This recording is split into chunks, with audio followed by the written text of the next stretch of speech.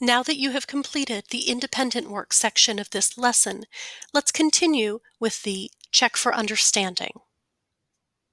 Based on your analysis of the sources, list the political forces and cultural/intellectual forces that contributed to the historical context of Elizabeth I's rule of England. Here you have space in blue to complete the first layer of this contextualization tool for each of the three sources. You may wish to pause this video now to complete your list of forces.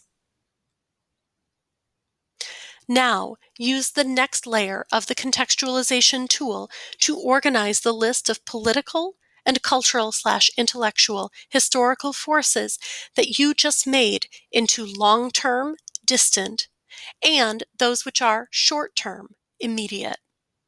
Remember, distant forces started a longer time ago than immediate forces, but both can have a significant impact. In this case, could have significantly impacted the historical context for Elizabeth I's rule.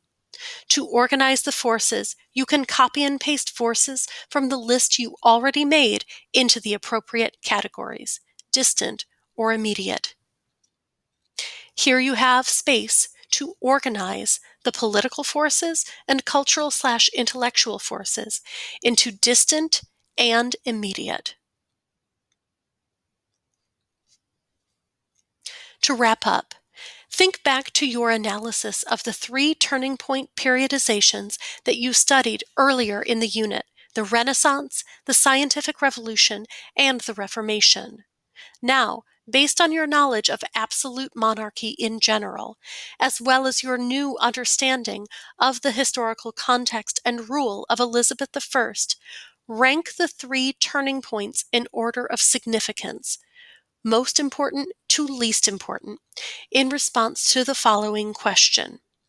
Which of the three proposed turning points, the Renaissance, the Scientific Revolution, and the Reformation, impacted the context of Elizabeth I's rule of England from 1558 until 1603?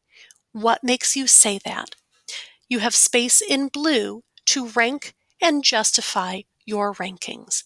This concludes the video series for Unit 4, Lesson 31, Contextualizing Elizabeth I.